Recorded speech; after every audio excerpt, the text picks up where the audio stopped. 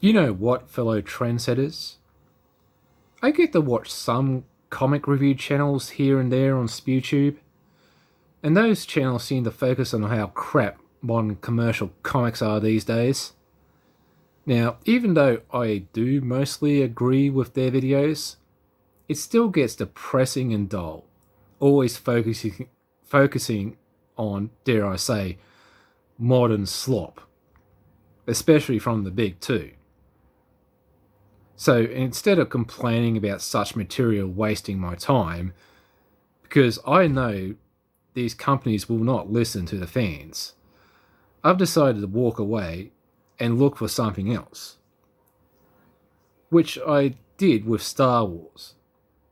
Now I'm actually a Dune fan. And the same can actually be said here with the current superhero comic, which is Alternate Comics' flag title.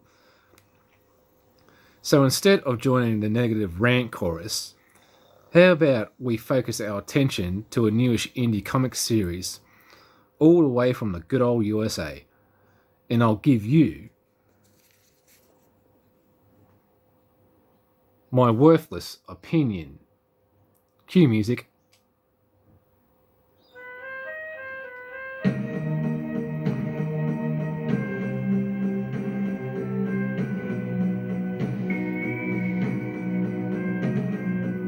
Stop.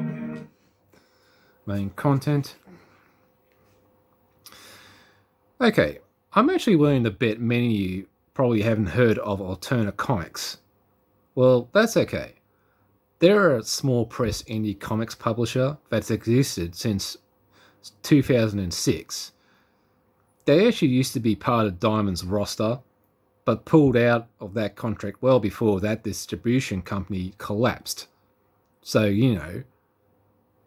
they read the writing on the wall. So Alternator has now turned to crowdfunding, and they seem to get by just fine. Pete Zametti, who runs Alternator, proudly supports and publishes indie creator-owned comics. And guess what? He's actually made some himself.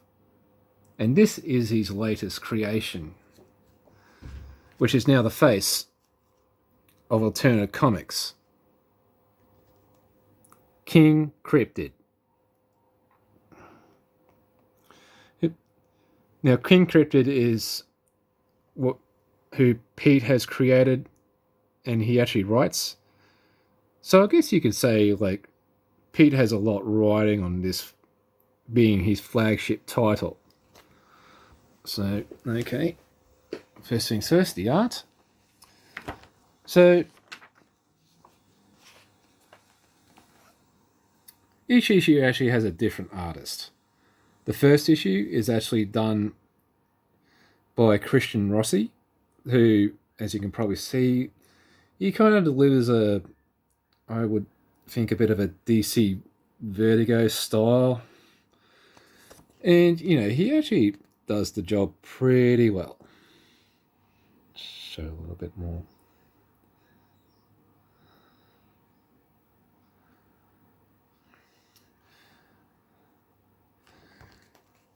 Nick Hunter actually does the art for the second issue, who I think is the best artist out of all the 4 issues that I've got here, despite the issue actually being black and white. But he actually makes King Cryptid here look pretty damn awesome.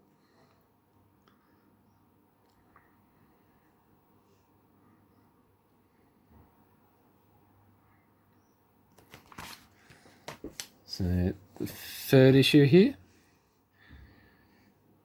is actually done by, if I get the name right, Alex Jovic. Now he actually brings a bit of a, let me just go here, a bit of a cartoonish all ages type of art style to the table, which actually does suit this particular issue. And the fourth issue here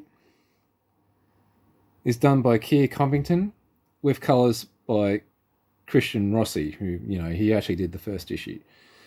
And he actually gives us his best,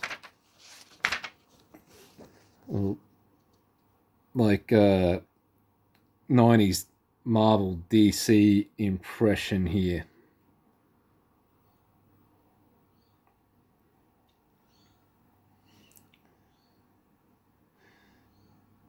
So, needless to say, the work ranges from adequate to well done.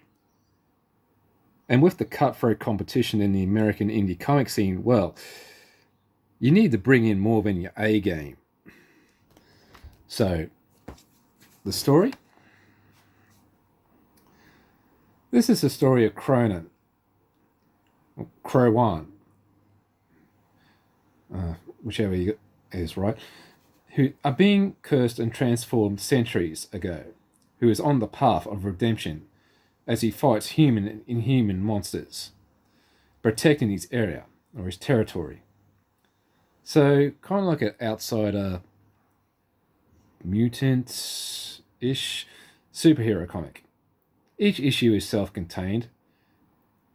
King Cryptid's writing has its fun, dark-leaning superhero style, but has mystery to it. It raises questions about King Cryptid and the world. Along the way, bits and pieces are answered, but then also raises more, which actually makes me want to keep reading the book further. I mean, it really has that 80's, 90's feel, which is probably needed in modern times for comics. So the execution for this whole thing? Well, the book is actually printed on newsprint, which makes the book cheap. As you can see here, it only costs $2 US. Pete Samedi has purposely made this book look and feel like it was made in the late 80's or the 90's. King Cryptid only uses violence as a last resort. One critique I'll probably say, which is a bit of a minor one, is the coarse language is censored. I've mentioned this in previous reviews that when it comes to that kind of stuff, you either use it or you're not, or you don't. And in this book, I just don't think it's actually necessary. As, it's actually aimed for, boys, both young and old. Another critique I'd probably say is maybe the action scenes could be a bit more better, a bit more excitement. But, you know what? I'll probably admit I'm probably going to keep saying that while I'm doing these reviews. Just because, after seeing how manga delivers their action scenes, I just can't look at the same way the Western comics actually do their action ever since. But, it's still, delivers. So my verdict for the whole thing? Well, I give it a 4 out of 5. So, for the rest of that comic book community who just hates what the big two are doing at the moment and are pretty much ready to quit comics for good, I would just say, look, I'm going to give you this instead. And trust me, I think it will just restore faith to those people. And when I say, they should just look for something else, well, here's a good example. But what do I know anyway? After all, this is just nothing more than my worthless opinion, after all. Please like and subscribe and all that junk. And